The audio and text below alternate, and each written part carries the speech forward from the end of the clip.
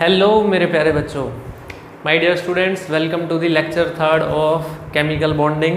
बेटे आज हम डिस्कस करेंगे लैटिस एनर्जी के फैक्टर्स जो उसको अफेक्ट करते हैं। फिर हम कुछ क्वेश्चंस करेंगे लैटिस एनर्जी के ऊपर और लास्ट में हम डिस्कस करेंगे जो लास्ट टॉपिक होगा हमारे आज की क्लास का, वो होगा कैरेक्टरिस्टिक्स ऑफ आयनिक कंपाउंड। कल की क्लास में हमने आयनिक बॉन्ड को डिस्कस कर लिया था, हमने बोर्न-हैबर साइकिल से लैटिस एनर्जी को निकालना भी सीख लिया था। आज हम उसके फैक्टर्स अफेक्टिंग करेंगे, उसके ऊपर क्वेश्चंस करेंगे और आयनिक कंपाउंड के जनरल कैरेक्टरिस्टिक्स करेंगे। तो बेटे स्टार्ट राइटिंग, अपने नोटबुक निकाल लें और अपने नोट्स बनाने शुरू करें। लैटिस एनर्जी, लैटिस एनर्जी की डेफिनेशन मैंने आपको कल बता दी थी। आज हम इसके फैक्टर्स अफेक्टिव करेंगे। एक बार मैं फिर से आपको इसकी डेफिनेशन बता दूं। बेटे लैटिस एनर्जी क्या थी? It is the amount of energy evolved when one mole of ionic compound is formed from its gaseous ions।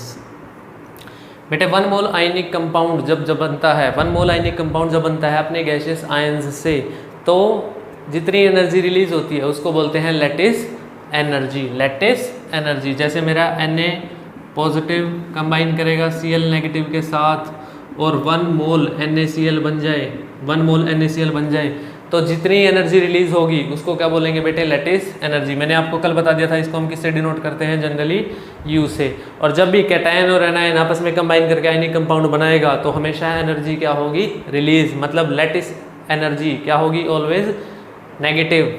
हम नेगेटिव लिखते हैं इसको और मेजर किस में करते हैं? किलो जूल पर मोल, क्योंकि एनर्जी है तो जूल में भी मेजर कर सकते हैं या किलो जूल पर मोल में। ठीक है बेटे, ये हमने डेफिनेशन पढ़ ली थी। आज हम करेंगे फैक्टर्स अफेक्टिंग लैटिस एनर्जी। तो कौन कौन से फैक्टर्स हैं जो लैटिस एनर्जी को अफेक्ट करते हैं? Factors affecting lattice energy. सबसे पहले हमने देखना है कि बेटे लैटिस एनर्जी डिपेंड किसके ऊपर करती है। तो लैटिस एनर्जी जैसे कि U है, U is directly proportional to Q1 Q2 by R। ये होता है बेटे लैटिस एनर्जी का फॉर्मूला। जो लैटिस एनर्जी होती है वो डायरेक्टली प्रोपोर्शनल होती है आयनिक चार्जेस के प्रोडक्ट के। ठीक है, जो भी जैसे हमने एक आयनिक सॉलिड है जैसे NaCl है, MgO है, अब इनके अंदर क्या प्रेजेंट है? आयंस प्रेजेंट है, सोडियम प्रेजेंट है। क्या है सोडियम का चार्ज? पॉजिटिव। Cl का चार्ज नेगेटिव। Mg पे 2 पॉजिटिव, इस पे 2 नेगेटिव। अब देखो कैटायन का चार्ज क्या है? 2। एनायन का चार्ज क्या है? 2 नेगेटिव। मतलब जो यहाँ पे Q1 Q2 है वो कैटायन और एनायन का चार्ज है। ठीक है बेटे, Q1 Q2 क्या है? कैटायन और एनायन का चार्ज है। किनकी वैसे बुक्स में Q1 Q2 की जगह आपको Z पॉजिटिव और Z नेगेटिव भी मिल सकता है। ठीक है, Q1 Q2 भी मिल सकता है और आपको Z पॉजिटिव और Z नेगेटिव भी मिल सकता है। इसका मतलब क्या है दोनों का? कि हमें आयन के चार्जेस लेने हैं और आयन के चार्जेस का क्या करना है? प्रोडक्ट। ठीक है बेटे, तो देखो लैटिस एनर्जी का मैंने आपको फॉर्मूला बता दिया। Lattice energy is directly proportional to product of ionic charges and inversely proportional to the R। अब ये R क्या है? This R is the inter ionic distance. Inter ionic distance. बेटे जो भी हमारा आयनिक कंपाउंड है, उसमें क्या है? एक कैटायन है और एक एनायन है। एक कैटायन है और एक एनायन है। कल हमने पढ़ा था कि आयनिक बॉन्ड क्या है? इलेक्ट्रोस्टैटिक फोर्स ऑफ अट्रैक्शन है कैटायन और एनायन के बीच में।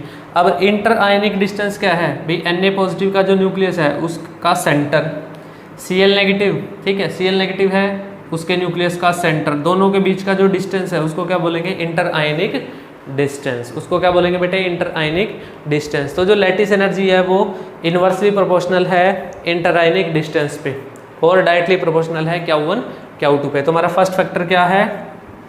Lattice energy is directly proportional to Q1 Q2। ठीक है, तो this is the first factor. ये मैंने फॉर्मूला लिख दिया लैटिस एनर्जी का। और अब हम फर्स्ट वाले फैक्टर को डिटेल में डिस्कस करेंगे। देखो बेटे, lattice energy is directly proportional to Q1 Q2। जिसमें जो भी आयनिक कंपाउंड हम लेंगे, अगर दो आयनिक कंपाउंड में ले लूँ और दो आयनिक कंपाउंड्स को मैं कंपेयर करूँ कि किसकी लैटिस एनर्जी ज़्यादा है, तो उसमें जिस भी आयनिक कंपाउंड में जो चार्जेस हैं आयन का, अगर उनका प्रोडक्ट ज़्यादा होगा, जिसमें भी ज़्यादा होगा उसकी लैटिस एनर्जी क्या होगी, ज़्यादा। जैसे कि फॉर एग्जांपल अगर मैं NaCl ले लूँ, मैं NaCl को कंपेयर करना चाहता हूँ किससे, मैग्नीशियम फ्लोराइड से बेटे। ठीक है, देखो NaCl क्या है, एक आयनिक कंपाउंड है, MgF2 भी क्या है, आयनिक कंपाउंड है। NaCl में Na के ऊपर चार्ज +1, Cl के ऊपर चार्ज -1, Mg में 2 पॉजिटिव, इसमें -1। अब देखो इसमें NaCl में आयनिक प्रोडक्ट चार्जेस का कितना है, जो प्रोडक्ट का चार्जेस है वो कितना आया, 1 × 1 कितना आ जाएगा बेटे, NaCl में 1 आ जाएगा। MgF2 में कितना आ जाएगा, 2 × में 1। तो यहाँ पे प्रोडक्ट क्या है, ज़्यादा, यहाँ जाएगा 2 × 1 2 और यहाँ पे आएगा 1 × 1। तो इसका मतलब लैटिस एनर्जी किसकी ज़्यादा होगी, MgF2 की। ठीक है, MgF2 की क्या होगी, लैटिस एनर्जी ज़्यादा। अगर मैं MgF2 को किसके साथ कंपेयर कर लूँ, MgO के साथ कंपेयर कर लूँ। देखो बेटे, मैग्नीशियम डाइफ्लोराइड को किसके साथ कंपेयर कर लिया, मैग्नीशियम ऑक्साइड को। अब मैग्नीशियम ऑक्साइड में Mg का चार्ज +2, ऑक्साइड का -, तो 2 × 2 क्या हो गया बेटे, 4। ठीक है, 2 × 2 क्या हो गया, 4, और यहाँ क्या था, 2। अब मैं इन दोनों को अगर कंपेयर करूँ, MgF2 को और मैग्नीशियम ऑक्साइड को, तो इन दोनों को कंपेयर करूँगा तो किसकी ज़्यादा लैटिस एनर्जी मिलेगी बेटे, मैग्नीशियम ऑक्साइड की। क्योंकि मेरे को पता है लैटिस एनर्जी किसके डायरेक्टली प्रोपोर्शनल है, किसके डायरेक्टली प्रोपोर्शनल है, जो भी आयंस के ऊपर चार्ज है उन चार्जेस का प्रोडक्ट। जिसका भी प्रोडक्ट ज़्यादा होगा वो उसकी लैटिस एनर्जी ज़्यादा होगी, मतलब ज़्यादा अमाउंट ऑफ एनर्जी रिलीज होगी। लैटिस एनर्जी का क्या मतलब है, उतनी ज़्यादा एनर्जी रिलीज होगी और वो उतना स्ट्रोंगली एक दूसरे को पकड़ के रखेंगे। लैटिस एनर्जी का मतलब ही क्या हो गया, आयनिक बॉन्ड की स्ट्रेंथ। लैटिस एनर्जी का मतलब ही क्या है बेटे, आयनिक बॉन्ड की स्ट्रेंथ, आयनिक बॉन्ड स्ट्रेंथ। ठीक है, लैटिस एनर्जी का मतलब क्या है, आयनिक बॉन्ड की स्ट्रेंथ। जिसकी ज़्यादा लैटिस एनर्जी, मतलब वो उन्होंने उतना स्ट्रोंगली एक दूसरे को कंबाइन किया, वो उतना ज़्यादा स्टेबल हो गए, उतनी एनर्जी उन्होंने रिलीज करी। लैटिस एनर्जी यही है ना कि जब वो कंबाइन करे और एनर्जी रिलीज करे, जो ज़्यादा एनर्जी रिलीज करेगा उसकी ज़्यादा लैटिस एनर्जी और वो उतना ही ज़्यादा स्टेबल। ठीक है, तो स्टेबल कौन है, MgO, मतलब उसमें क्या है, स्ट्रोंग आयनिक बॉन्ड है। MgO में क्या है बेटे, स्ट्रोंग, जो स्ट्रोंग आयनिक बॉन्ड है मैग्नीशियम ऑक्साइड में, क्योंकि उसकी लैटिस एनर्जी क्या है, ज़्यादा। तो लैटिस एनर्जी क्या है, आयनिक बॉन्ड की स्ट्रेंथ बेटे। ठीक है, ये आपको समझ में आ गया। अब हम नेक्स्ट फैक्टर देखते हैं, क्या था second factor, U is inversely proportional to inter ionic distance. U is inversely proportional to, बेटे साथ साथ लिखते रहें, U is inversely proportional to inter ionic distance. देखो बेटे इसका क्या मतलब है भाई, जैसे जैसे इंटर आयनिक डिस्टेंस बढ़ेगा, जैसे जैसे इंटर आयनिक डिस्टेंस बढ़ेगा, जैसे मैं ये ले लूँ, अगर मैं कंपेयर करूँ NaCl विद KCl, अगर मैं इन दोनों को कंपेयर करूं बेटे, ठीक है, देखो इसमें क्या है, क्लोराइड, यहाँ भी क्लोराइड। एनायन मैंने क्या कर दिया, दोनों का सेम कर दिया, एनायन हो गया दोनों में सेम, कैटायन डिफरेंट हो गया बस, Na पॉजिटिव और K पॉजिटिव। अब आपको पता है Na और पोटेशियम, सोडियम और पोटेशियम दोनों किस में प्रेजेंट है, ग्रुप 1 में प्रेजेंट है। सोडियम के बाद नीचे डाउन द ग्रुप फिर क्या आता है, पोटेशियम। तो दोनों में से बड़ा कैटायन कौन सा है, पोटेशियम में बेटे, बड़ा कैटायन क्या है, पोटेशियम। और देखो कैटायन बड़ा है, एटायन दोनों, एनायन दोनों का सेम है, कैटायन एनायन, इनका इंटर आयनिक डिस्टेंस, KCl में इंटर आयनिक डिस्टेंस क्या होगा, ज़्यादा, क्योंकि बड़ा कैटायन है। ठीक है, बड़ा कैटायन है तो इंटर आयनिक डिस्टेंस क्या होगा बेटे, ज़्यादा। NaCl में छोटा कैटायन है, एनायन सेम है, तो इंटर आयनिक डिस्टेंस क्या होगा, कम। और बेटे जिसका जितना कम इंटर आयनिक डिस्टेंस होगा, इसका मतलब उसने एक दूसरे को उतना स्ट्रोंगली पकड़ा हुआ है, वो एक दूसरे को उतने ज़्यादा पास है, उतने स्ट्रोंगली एक दूसरे से बाउंड है। तो ये मतलब है lattice energy is inversely proportional to the inter ionic distance. जितना ज़्यादा इंटर आयनिक डिस्टेंस उतनी कम लैटिस एनर्जी। इसमें क्या है, KCl में डिस्टेंस ज़्यादा है तो इसके केस में लैटिस एनर्जी क्या है, कम। समझ में आ गया बेटा, इस केस में क्या है, लैटिस एनर्जी कम है। तो ये दो फैक्टर हैं, इन्हीं के ऊपर लैटिस एनर्जी डिपेंड करती है। ठीक है, इसी को ही साइज फैक्टर भी बोल देते हैं, किसी को ही क्या बोल देंगे, साइज फैक्टर भी बोल देंगे, कि जिसका साइज बड़ा तो इंटरआयनिक डिस्टेंस ज़्यादा, इंटरआयनिक डिस्टेंस ज़्यादा तो लैटिस एनर्जी कम, वही सेम बात है। ठीक है, अब हम देखो बेटे, हमने फैक्टर्स इफेक्टिंग स्टडी कर ली है दोनों, अब हम इसके ऊपर क्वेश्चंस करेंगे। लैटिस एनर्जी के क्वेश्चंस करेंगे, उसमें देखेंगे हम कैसे कौन से कंपाउंड की लैटिस एनर्जी ज़्यादा है और कौन से कंपाउंड की लैटिस एनर्जी कम है। देखो बेटे, अगर मैं सिंपल आपको ये दे दूँ, lithium chloride, sodium chloride, potassium chloride, तो इसमें तो आपको पता है, ठीक है, एनायन, वही लास्ट वाला जो एग्जांपल किया था, एनायन क्या है, सेम है, सिर्फ क्या चेंज हो रहा है बेटे, कैटायन चेंज हो रहा है। और कैटायन ये सबसे छोटा, फिर उससे बड़ा ये, फिर उससे बड़ा ये, जितना बड़ा कैटायन उतना ज़्यादा इंटरआयनिक का डिस्टेंस, और जितना ज़्यादा इंटरआयनिक डिस्टेंस उसकी लैटिस एनर्जी उतनी कम। तो बेटे सबसे ज़्यादा लैटिस एनर्जी किसकी होगी, LiCl की, फिर NaCl की, और फिर KCl की। तो ये हो जाएगा हमारा लैटिस एनर्जी का ऑर्डर, लैटिस एनर्जी का ऑर्डर। तो समझ में आया बेटे, जितना कम इंटरआयनिक डिस्टेंस होगा उतनी ज़्यादा लैटिस एनर्जी होगी, मतलब इन्होंने उतना ही ज़्यादा स्ट्रोंगली अपने आप को एक दूसरे को पकड़ा हुआ है, कैटायन ने एनायन को एक दूसरे को स्ट्रोंगली पकड़ा हुआ है, तो इनकी जो आयनिक स्ट्रेंथ है, आयनिक बॉन्ड की स्ट्रेंथ है, वो क्या है, ज़्यादा है, ठीक है। तो ये होगा बेटे लैटिस एनर्जी का ऑर्डर, ठीक है। अब देखिए इसमें आप ब्रोमाइड ले सकते हैं, तो वही सेम ऑर्डर रहेगा, NaBr KBr। इसमें भी आपने क्या किया, एनायन क्या रखा, कांस्टेंट, और कैटायन वही है, ठीक है, तो ऑर्डर वही रहेगा सेम। अब देखो बेटे, अब मैं अगर आपको बोलूँ कि सोडियम फ्लोराइड और मैग्नीशियम ऑक्साइड और एल्यूमिनियम ट्राईफ्लोराइड, ये मैंने आपको 3 कंपाउंड दे दिए बेटे, सोडियम फ्लोराइड, मैग्नीशियम ऑक्साइड और aluminium trifluoride.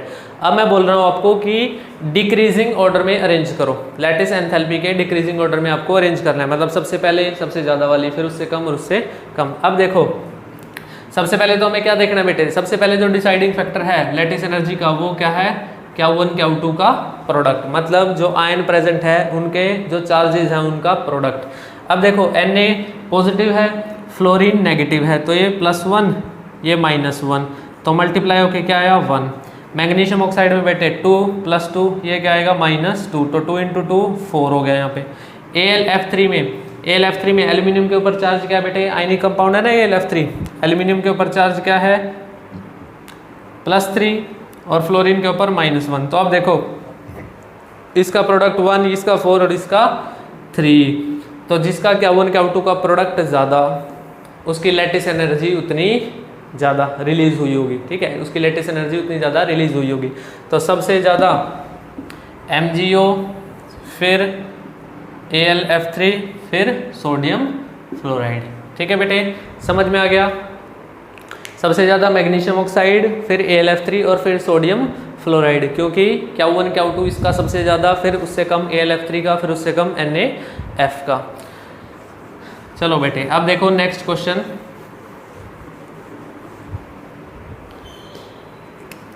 Lithium nitride and lithium oxide. देखो बेटे मैंने ये दे दिया आपको क्वेश्चन, और मैं बोल रहा हूँ कि इन दोनों में से किसकी लैटिस एनर्जी ज़्यादा है, आपको कैलकुलेट करनी है। Calculate the lattice energy.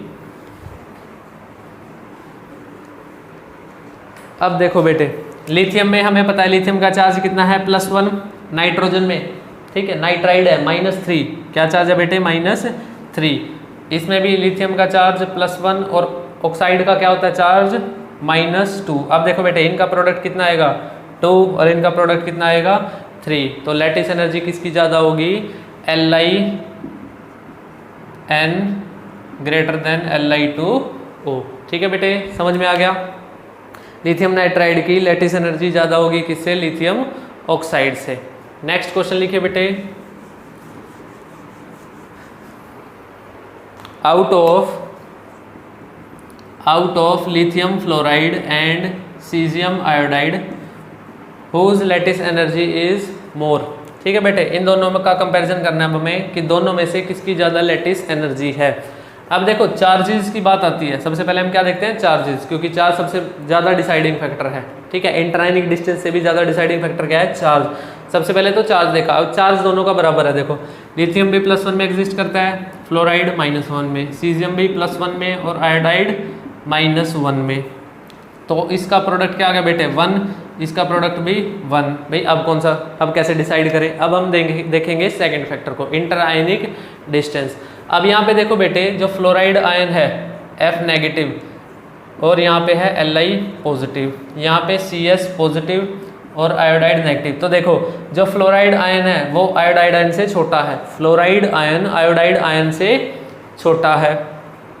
Lithium positive ion caesium positive ion से छोटा है। तो ये दोनों क्या हैं? छोटे आयन्स हैं। ये दोनों क्या हैं बेटे? छोटे आयन्स हैं। छोटे आयन्स हैं तो इनका जो इंटर आयनिक डिस्टेंस है वो भी क्या है? कम है। इंटर आयनिक डिस्टेंस कम है तो लैटिस एनर्जी उतनी ज़्यादा है। ठीक है, उतनी ज़्यादा स्ट्रॉन्गली एक दूसरे को पकड़ के रखेंगे, यानी इनकी आयनिक बॉन्ड स्ट्रेंथ क्या उतनी ज़्यादा। समझ में आया? लिथियम फ्लोराइड और सीजियम आयोडाइड में से किसकी ज़्यादा है लैटिस एनर्जी? लिथियम फ्लोराइड की, सीजियम आयोडाइड की कम है। ठीक है बेटे, आप इसको साथ साथ नोट करते रहें। अब हम नेक्स्ट क्वेश्चन देख रहे हैं।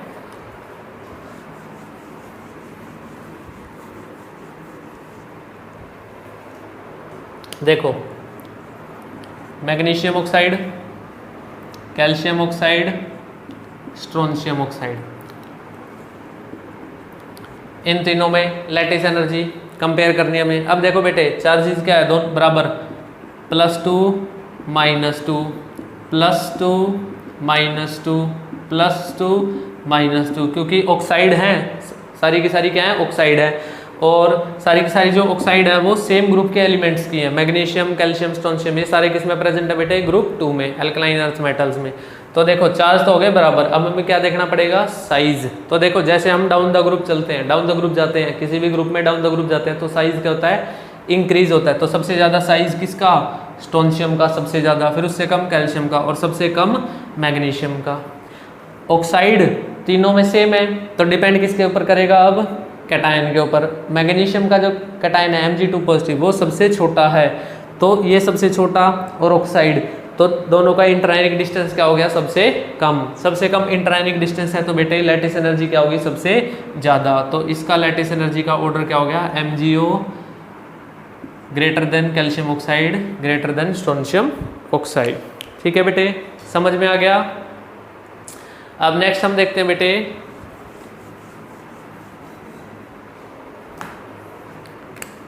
Aluminium nitride, titanium carbide.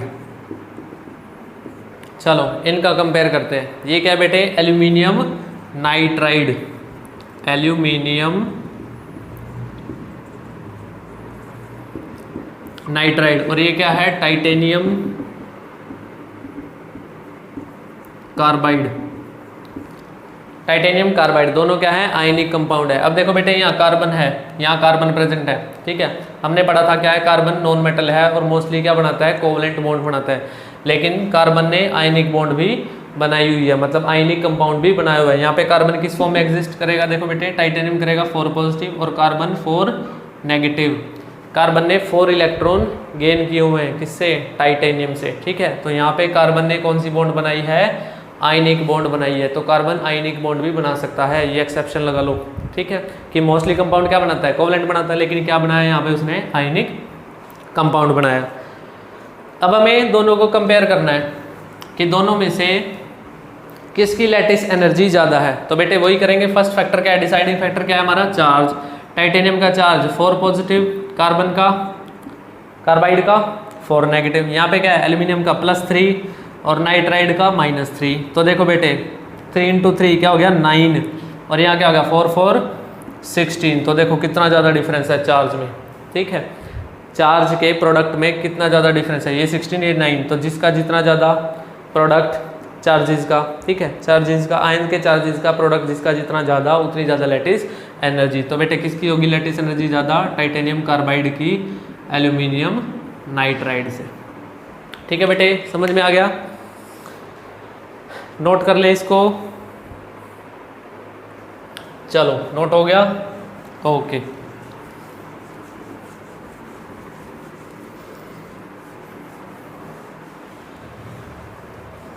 चलो बेटे, अब हमारे लैटिस एनर्जी के ऊपर क्वेश्चन हो गए ख़त्म। अब हम करेंगे characteristics of ionic characteristics of ionic compounds.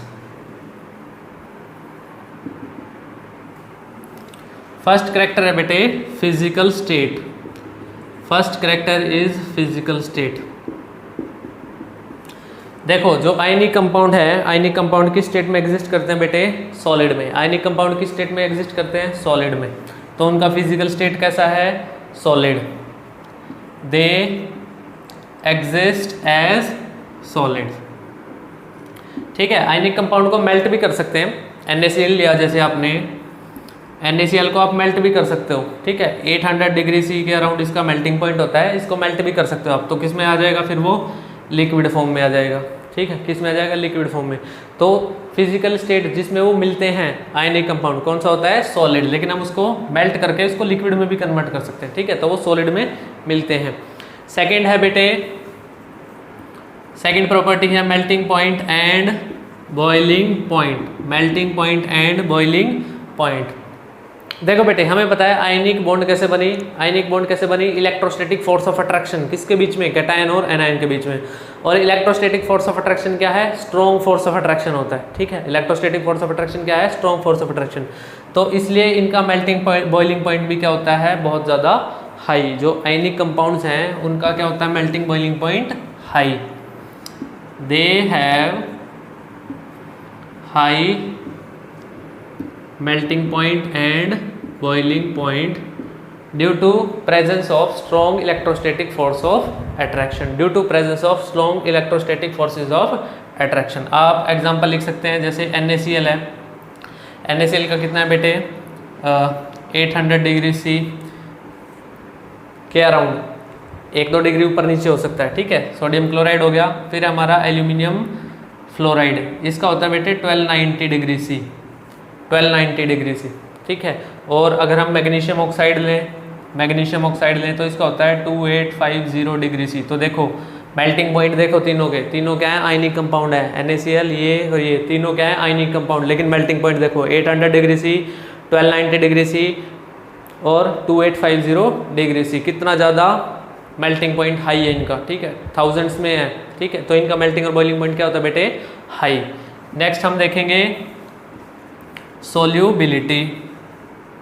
Solubility तो देखो बेटे हमें पता है आयनिक कंपाउंड्स किस में क्या है? आयन है। आयनिक जो इलेक्ट्रोस्टैटिक फोर्स ऑफ अट्रैक्शन है ना, इनके बीच में आयंस हैं। ठीक है, और वो क्या है? आयंस क्या है? आयन के ऊपर क्या होता है? चार्ज प्रेजेंट होता है। Na positive, Cl negative. तो इसका मतलब ये क्या है? पोल्स हैं, चार्जेस है ना। ठीक है, पोलर है ये। तो केमिस्ट्री में एक रूल है सॉल्युबिलिटी के लिए, क्या? जनरल रूल ऑफ सॉल्युबिलिटी, इसको बोलते हैं जनरल रूल ऑफ सॉल्युबिलिटी। क्या है? लाइक डिसॉल्व्स बेटे, लाइक डिसॉल्व्स लाइक। मतलब क्या इसका? जो कंपाउंड जैसा है, पोलर है तो पोलर में, पोलर सॉल्वेंट में डिसॉल्व होगा। नॉन पोलर है तो नॉन पोलर सॉल्वेंट्स में डिसॉल्व होगा। ठीक है, पोलर कंपाउंड है तो पोलर सॉल्वेंट्स में डिसॉल्व होगा। नॉन पोलर कंपाउंड है तो नॉन पोलर सॉल्वेंट्स में डिसॉल्व होगा। तो ये क्या, कौन सा रूल है बेटे? Like dissolves like. ठीक है, आयनिक कंपाउंड किस में सोल्यूबल है? वाटर में सोल्यूबल है। लेकिन अगर आप इसको बेंजीन में डालो, अगर आप आयनिक कंपाउंड्स को बेंजीन में डालो, ठीक है, या CCl4 में डालो, कार्बन टेट्राक्लोराइड, ये दोनों के दोनों क्या है? Non polar solvents. ठीक है, इनमें डालोगे आयनिक कंपाउंड को तो डिसॉल्व नहीं होंगे, क्योंकि आयनिक कंपाउंड है पोलर, ये है नॉन पोलर। और हमारा रूल क्या है सॉल्युबिलिटी का? Like dissolves like. ठीक है बेटे, समझ में आ गया? थर्ड फैक्टर हमने पढ़ लिया, क्या है? सॉल्युबिलिटी। अब हम देखेंगे कंडक्टेंस। फोर्थ कैरेक्टरिस्टिक है कंडक्टेंस, की आयनिक कंपाउंड कंडक्टिंग होते हैं या नहीं होते हैं। ठीक है, आपने 10th क्लास में भी पढ़ा होगा। 10th क्लास में भी था ना, चैप्टर 3 था मेटल्स एंड नॉन मेटल्स, उसमें था आपका। फोर्थ है बेटे कंडक्टिविटी। कंडक्टिविटी तो जो आयनिक कंपाउंड्स होते हैं बेटे वो हाईली कंडक्टिंग होते हैं। किस फॉर्म में? मोल्टन स्टेट में। They are highly conducting, they are highly conducting in molten state और in aqueous solution, और in aqueous solution। या तो आप किसी आयनिक कंपाउंड को वाटर में डिसॉल्व कर दो, या आप उसका मोल्टन स्टेट ले लो। मोल्टन स्टेट मतलब उसको मेल्ट कर लो, उसकी लिक्विड फॉर्म ले लो। कोई आयनिक कंपाउंड लिया, उसको मेल्ट कर लिया, तो मेल्ट करने के बाद मेल्ट करने की जो स्टेट है उसको क्या बोलते हैं, मोल्टन स्टेट, लिक्विड स्टेट उसकी, ठीक है। या तो आप उसकी लिक्विड स्टेट ले लो, लिक्विड स्टेट में क्या हो जाएंगे, आयंस फ्री हो जाएंगे, आयंस फ्री हो जाएंगे, और आयंस फ्री हो गए तो आसानी से मूव कर सकते हैं। और इलेक्ट्रिसिटी का कंडक्टेंस क्या है, या तो इलेक्ट्रॉन का फ्लो या आयंस का फ्लो, ठीक है। तो यहाँ क्या हो जाएगा, आयंस का फ्लो हो जाएगा, क्योंकि आयनिक कंपाउंड में क्या प्रेजेंट है, आयंस प्रेजेंट है, उनके फ्लो होने से क्या होगा, करंट फ्लो करेगा। तो आयनिक कंपाउंड्स क्या है, highly conducting in molten state and in aqueous solution. Solid state में नहीं है बेटे, सॉलिड स्टेट में ये कंडक्टिंग नहीं है, क्योंकि सॉलिड स्टेट में क्या हो जाएंगे, जो आयंस है, आयंस क्या हो जाएंगे, फिक्स, आयंस क्या हो जाएंगे बेटे, फिक्स। तो आयंस फिक्स हो गए, आयंस मूव ही नहीं कर सकते, ठीक है। तो आयंस मूव नहीं कर सकते तो क्या हो जाएगा, कंडक्टिविटी नहीं होगी, क्योंकि कंडक्टेंस क्या है, मूवमेंट ऑफ इलेक्ट्रॉन या फिर आयंस, ठीक है। तो 4 पॉइंट हो गए बेटे। नेक्स्ट है हमारे पास 5th point, that ionic compounds are brittle in nature, brittle nature, brittle nature of ionic compounds. जो आयनिक कंपाउंड्स हैं बेटे वो कैसे नेचर के होते हैं, ब्रिटल नेचर के होते हैं, मतलब हार्ड तो होते हैं, लेकिन अगर आप उसको हैमर करो, ठीक है, अगर आप उसको आयनिक कंपाउंड्स को अगर आप हैमर करोगे या उसके ऊपर प्रेशर अप्लाई करोगे तो वो क्या हो जाएंगे, टूट जाएंगे। जैसे आप आयरन लेते हो, ठीक है, आयरन लिया आपने, आयरन के पीस के ऊपर आप हथौड़ा मारो, हैमरिंग करो, ठीक है, तो वो क्या बिखर जाएगा, नहीं बिखरेगा ना। और आप एक चौक लो, जैसे चौक पे हैमर मारने से वो बिखर जाएगा, वैसे ही क्या बिखर जाते हैं ionic compounds, brittle in nature होते हैं, मतलब अगर उनको हैमर किया जाएगा तो क्या हो जाएंगे, ब्रेक हो जाएंगे बेटे, ठीक है। They break down on hammering, ठीक है, या ऑन अप्लाइंग प्रेशर या ऑन गिविंग स्ट्रेस। तो ये है उनका ब्रिटल नेचर। नेक्स्ट है बेटे जो आयनिक बॉन्ड है, ionic bond is directional, ionic bond is directional. जो आयनिक बॉन्ड है बेटे डायरेक्शनल नहीं है, sorry non directional, ionic bond is non directional, covalent bond होती है डायरेक्शनल। जो आयनिक बॉन्ड है बेटे वो क्या है, नॉन डायरेक्शनल, मतलब इसकी कोई डायरेक्शन नहीं है, जहाँ कैटायन होगा वहाँ एनायन पहुँच जाएगा, जहाँ एनायन होगा वहाँ कैटायन। देखो जैसे वाटर, मैं एग्जांपल लूँ, जैसे NaCl है, NaCl एक आयनिक कंपाउंड है, अगर मैं इसको वाटर में डिसोल्व कर दूँ तो वाटर में जाते ही क्या हो जाएगा, Na पॉजिटिव और Cl नेगेटिव। अब देखो जैसे ही वाटर में NaCl को डाला तो Na पॉजिटिव अलग और Cl नेगेटिव अलग, क्योंकि वाटर का डाइलेक्ट्रिक कांस्टेंट क्या होता है, ज़्यादा। वाटर क्या करेगा, दोनों आयंस को सेपरेट कर देगा, वाटर क्या करेगा, एकदम से दोनों आयंस को सेपरेट कर देगा। अब देखो दोनों आयंस को सेपरेट कर दिया, अब ये है पॉजिटिव, अब इसकी तरफ वाटर मॉलिक्यूल्स अट्रैक्ट होंगे, वाटर मॉलिक्यूल्स की तरफ अट्रैक्ट होंगे, और वाटर मॉलिक्यूल का कौन सा हिस्सा इसकी तरफ अट्रैक्ट होगा, ऑक्सीजन वाला पार्ट, क्योंकि ऑक्सीजन क्या है, नेगेटिव चार्ज होता है ऑक्सीजन पे, हाइड्रोजन पे क्या चार्ज होता है, पॉजिटिव, ठीक है। तो Na के पॉजिटिव के अराउंड बहुत सारे वाटर मॉलिक्यूल्स आ जाएंगे और उसको सराउंड कर लेंगे, बहुत सारे वाटर मॉलिक्यूल्स आकर के Na पॉजिटिव को सराउंड कर लेंगे। कैसे सराउंड करेंगे कि जो ऑक्सीजन है वो Na की तरफ हो, क्योंकि Na पे चार्ज क्या है, पॉजिटिव, और ये है नेगेटिव चार्ज वाला, तो जहाँ पॉजिटिव दिखा वहाँ नेगेटिव वाला आ गया। जबकि जो क्लोराइड आयन है, क्लोराइड आयन भी वाटर में प्रेजेंट है, इसकी तरफ जब वाटर मॉलिक्यूल जाएंगे तो अपने आप को वो इस तरह से अरेंज करेंगे कि क्लोराइड की तरफ कौन जाए, H जाए, क्योंकि H के ऊपर क्या चार्ज है, हाइड्रोजन के ऊपर क्या चार्ज है, पॉजिटिव, तो पॉजिटिव चार्ज वाला जाएगा एनायन की तरफ और नेगेटिव चार्ज वाला जाएगा कैटायन की तरफ, ठीक है। Na पॉजिटिव को क्या करेंगे, बहुत सारे वाटर मॉलिक्यूल्स जैसे सराउंड कर लेंगे, और ऐसे ही Cl नेगेटिव को बहुत सारे वाटर मॉलिक्यूल सराउंड कर लेंगे,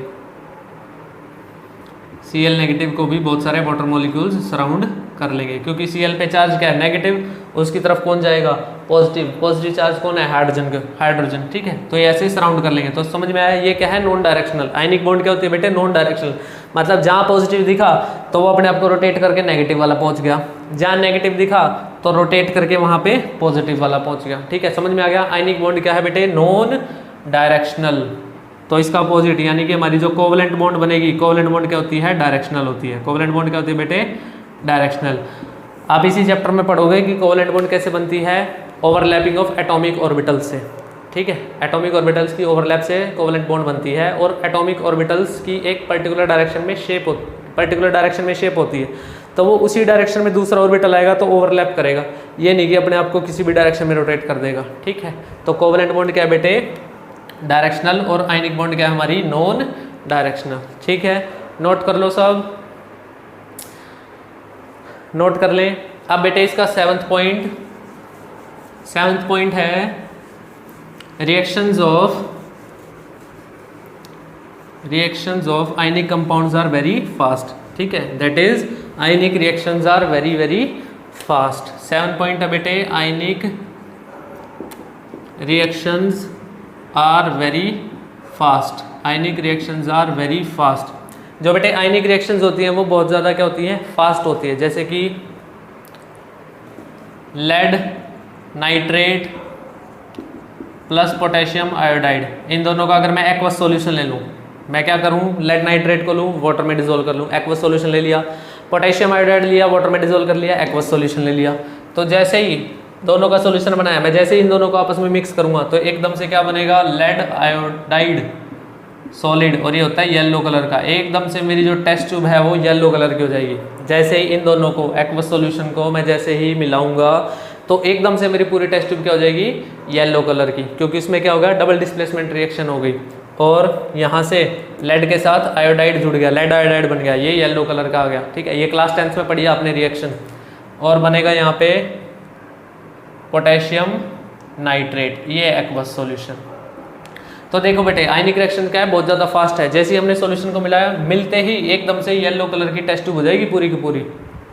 मतलब मिलते ही उन्होंने क्या कर दिया, रिएक्शन दे दी। तो आयनिक रिएक्शंस क्या होती है बेटे, बहुत ज़्यादा फास्ट होती है। एक एग्जांपल और ले लो, जैसे सोडियम क्लोराइड प्लस AgNO3, इन दोनों को हम ऐड करेंगे बेटे तो क्या होगा, यहाँ से बनेगा AgCl।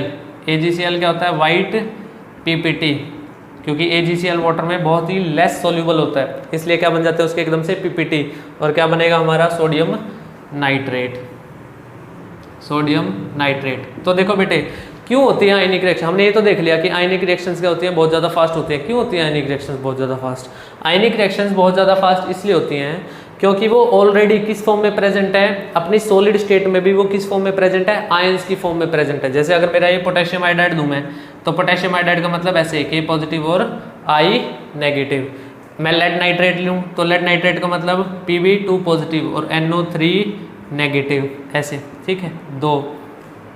तो ये अपनी सॉलिड फॉर्म में भी किस में प्रेजेंट होते हैं, आयंस की फॉर्म में प्रेजेंट होते हैं। जैसे ही इनको वाटर में डालते हैं, तो एकदम से बस ये सेपरेट होते हैं। क्या होते हैं, सेपरेट। मतलब आयनिक कंपाउंड को, एक चीज़ याद रखो बेटे, आयनिक कंपाउंड को अगर वाटर में डालोगे, तो उसका क्या होगा, डिसोसिएशन। सिर्फ उसका क्या होगा, डिसोसिएशन। मतलब उसके अंदर आयंस तो पहले ही प्रेजेंट है, पानी में डालते ही बस वो टूटेंगे, डिसोशिएट होंगे, मतलब सेपरेट हो जाएंगे। लेकिन अगर आप जैसे HCl को डालो, HCl को अगर आप पानी में डालोगे तो इसका क्या होगा बेटे, इसका डिसोसिएशन नहीं होगा, क्योंकि ये आयन की फॉर्म में नहीं प्रेजेंट है। ये कोवलेंट बॉन्ड है, H और Cl के बीच में क्या है, कोवलेंट बॉन्ड। जैसे ही आप इसको पानी के अंदर डालोगे फिर ये आयंस में कन्वर्ट हो जाएगा, H पॉजिटिव में और Cl नेगेटिव में, क्योंकि वाटर क्या है, वाटर का डाइलेक्ट्रिक कॉन्स्टेंट है ज़्यादा, इनको एकदम से तोड़ देगा, आयंस में कन्वर्ट कर देगा। तो HCl का होगा आयोनाइजेशन। क्या होगा बेटे, HCl का आयोनाइजेशन। आयनिक कंपाउंड को वाटर में डालते हैं तो उसका होता है डिसोसिएशन, कोवलेंट कंपाउंड को वाटर में डालेंगे तो उसका होगा आयोनाइजेशन। तो ये अपनी सॉलिड फॉर्म में भी किस फॉर्म में प्रेजेंट होते हैं, आयंस की फॉर्म में। तो एकदम से बस ये सीधा जाके रिएक्ट करते हैं, इनको आयन में बनने की ज़रूरत नहीं होती। तो इसलिए जो हमारी आयनिक रिएक्शंस होती है बेटे, वो क्या होती है, वेरी वेरी फास्ट। अब लास्ट प्रॉपर्टी हम करेंगे आयनिक कंपाउंड की, that is isomorphism. Last characteristic, ionic compound का लास्ट कैरेक्टरिस्टिक बेटे, उसको बोलते हैं आइसोमॉर्फिज्म। आइसोमॉर्फिज्म, आइसोमॉर्फिज्म का मतलब क्या होता है, देखो आइसो का मतलब होता है सेम, और मॉर्फिज्म का मतलब होता है क्रिस्टल स्ट्रक्चर। क्रिस्टल स्ट्रक्चर, देखो जब दो आयनिक कंपाउंड, दो अलग अलग आयनिक कंपाउंड जिनका सेम क्रिस्टल स्ट्रक्चर हो, आयनिक कंपाउंड क्या है, अलग अलग हैं दोनों, लेकिन उनका क्रिस्टल स्ट्रक्चर क्या है, सेम है बेटे, तो वो दो आयनिक कंपाउंड क्या शो कर रहे हैं, इसका मतलब आइसोमॉर्फिज्म शो कर रहे हैं। क्या शो कर रहे हैं बेटे, आइसोमॉर्फिज्म। क्या है आइसो का मतलब सेम, मॉर्फिज्म मतलब क्रिस्टल स्ट्रक्चर। देखो बेटे जो भी हमारे आयनिक कंपाउंड्स होते हैं उनका अपना अपना एक क्रिस्टल स्ट्रक्चर होता है, ठीक है। आप क्लास 12th में जाके जब सॉलिड स्टेट में पढ़ोगे तो आप 7 टाइप के क्रिस्टल स्ट्रक्चर सिस्टम पढ़ोगे, 7 टाइप के क्रिस्टल सिस्टम पढ़ोगे आप, क्यूबिक, टेट्रागोनल, ठीक है, ऐसे हेक्सागोनल, ऐसे 7 टाइप के आप क्रिस्टल सिस्टम पढ़ोगे। जो आयनिक कंपाउंड है वो उनमें से ही एग्जिस्ट करते हैं, ठीक है। तो 2 अलग अलग आयनिक कंपाउंड जिनका सेम क्रिस्टल स्ट्रक्चर हो, जिनका सेम क्रिस्टल स्ट्रक्चर हो, वो क्या शो करते हैं? आइसोमॉर्फिज्म बेटे, ठीक है। वो क्या शो करेंगे? आइसोमॉर्फिज्म। जैसे फॉर एग्जांपल आपका MgSO4.7H2O, MgSO4.7H2O और FeSO4.7H2O। अब देखो बेटे ये 2 अलग अलग क्या है? आयनिक कंपाउंड है। ये फेरस सल्फेट है, ये मैग्नीशियम सल्फेट है, ठीक है। ये ग्रीन कलर का है फेरस सल्फेट, आपने क्लास 10th में पढ़ा है। ये मैग्नीशियम सल्फेट कैसा है? वाइट कलर का। अब देखो दोनों का फॉर्मूला वगैरह पूरा देखो कितना सेम है। फॉर्मूला यू का यूँ पूरा का पूरा सेम है। 7 हाइड्रेटेड वाटर इसके पास है, 7 इसके पास है, ठीक है। एनायन उसका भी सेम, उसका भी सेम, ठीक है। सिर्फ कैटायन में डिफरेंस है, यानी कैटायन का जो साइज है वो बहुत ज़्यादा सिमिलर होगा, ठीक है, सिमिलर है, साइज है। अब जो इनका क्रिस्टल स्ट्रक्चर है वो दोनों का क्रिस्टल स्ट्रक्चर क्या है? सेम है बेटे। क्रिस्टल स्ट्रक्चर क्या है? सेम। तो ये क्या शो करते हैं? आइसोमॉर्फिज्म, ठीक है। आइसोमॉर्फिज्म आयनिक कंपाउंड्स की प्रॉपर्टी है जिसमें अलग अलग आयनिक कंपाउंड्स का क्या होता है बेटे? सेम क्रिस्टल स्ट्रक्चर होता है, ठीक है। अलग अलग आयनिक कंपाउंड्स का क्या होता है? सेम क्रिस्टल स्ट्रक्चर होता है। चलो एक एग्जांपल और लो इसका, potassium perchlorate, potassium perchlorate and potassium permanganate. ये बेटे देखो पोटेशियम है। अब जो MnO4 नेगेटिव और ClO4 नेगेटिव है, इन दोनों का जो ज्योमेट्री है वो दोनों की ज्योमेट्री क्या है? सेम है, ठीक है। यानी कि इन दोनों का क्रिस्टल जो क्रिस्टल स्ट्रक्चर है वो दोनों का क्रिस्टल स्ट्रक्चर क्या है? सेम है। तो ये दोनों क्या एग्जिबिट कर रहे हैं? आइसोमॉर्फिज्म एग्जिबिट कर रहे हैं बेटे, ठीक है। क्या शो कर रहे हैं? दोनों के दोनों आइसोमॉर्फिज्म। ये है पोटेशियम परक्लोरेट और वो है पोटेशियम परमैंगनेट। एक एग्जांपल और लिखो इसका, K2CrO4 एंड K2SO4। देखो पोटेशियम सल्फेट और पोटेशियम क्रोमेट। पोटेशियम, यहाँ भी पोटेशियम, यहाँ भी पोटेशियम, यहाँ सल्फेट है, यहाँ क्रोमेट है। सल्फेट और क्रोमेट की दोनों की जो ज्योमेट्री है वो एक जैसी होती है, ठीक है। सल्फर के ऊपर भी चार्ज कितना होता है? +6। क्रोमियम के ऊपर भी चार्ज कितना होता है बेटे? +6, ठीक है। तो इनका क्या है? सेम क्रिस्टल स्ट्रक्चर है। तो ये क्या शो कर रहे हैं? आइसोमॉर्फिज्म। और आइसोमॉर्फिज्म सिर्फ कौन शो करता है बेटे? आयनिक कंपाउंड्स, ठीक है। ये आयनिक कंपाउंड की प्रॉपर्टी है आइसोमॉर्फिज्म, ठीक है। कोवेलेंट कंपाउंड की नहीं। कोवेलेंट कंपाउंड की क्या होती है? कोवेलेंट कंपाउंड की कौन सी प्रॉपर्टी होती है? आइसोमेरिज्म। लिखो कोवेलेंट कंपाउंड की प्रॉपर्टी क्या होती है? आइसोमेरिज्म। ये हम ऑर्गेनिक केमिस्ट्री में बहुत ज़्यादा डिटेल में जाके पढ़ेंगे इसको। आइसोमेरिज्म खूब डिटेल में पढ़ेंगे ऑर्गेनिक केमिस्ट्री में। स्ट्रक्चरल आइसोमेरिज्म पढ़ेंगे, ठीक है। स्टीरियो आइसोमेरिज्म पढ़ेंगे। तो आइसोमेरिज्म किसकी प्रॉपर्टी होती है? कोवेलेंट कंपाउंड की। और आइसोमेरिज्म किसकी प्रॉपर्टी होती है बेटे? आयनिक कंपाउंड्स की, ठीक है। तो आइसोमॉर्फिज्म में तो क्या हुआ? 2 ionic compound same crystal structure हो। अच्छा ऐसा भी तो हो सकता है कि आयनिक कंपाउंड एक है और वो डिफरेंट फॉर्म्स में एग्जिस्ट कर रहा है। एक आयनिक कंपाउंड कितनी फॉर्म्स में एग्जिस्ट कर रहा है? अलग अलग फॉर्म्स में एग्जिस्ट कर रहा है, मतलब अलग अलग क्रिस्टल स्ट्रक्चर है। उसको बोलते हैं बेटे पॉलीमॉर्फिज्म। लिखो पॉलीमॉर्फिज्म, पॉलीमॉर्फिज्म।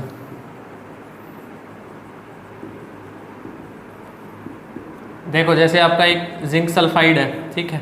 जिंक सल्फाइड है, ये क्या है? एक आयनिक कंपाउंड है। जिंक सल्फाइड बेटे 2 फॉर्म्स में एग्जिस्ट करता है।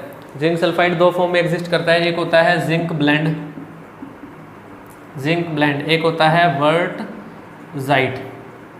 अभी आप सिर्फ इनके नाम याद कर लो। 12th क्लास में सॉलिड स्टेट में जाके खूब डिटेल में पढ़ेंगे हम इनको, ठीक है। दोनों को पढ़ेंगे, ZnS एज जिंक ब्लेंड भी पढ़ेंगे और वर्टजाइट भी पढ़ेंगे, ठीक है।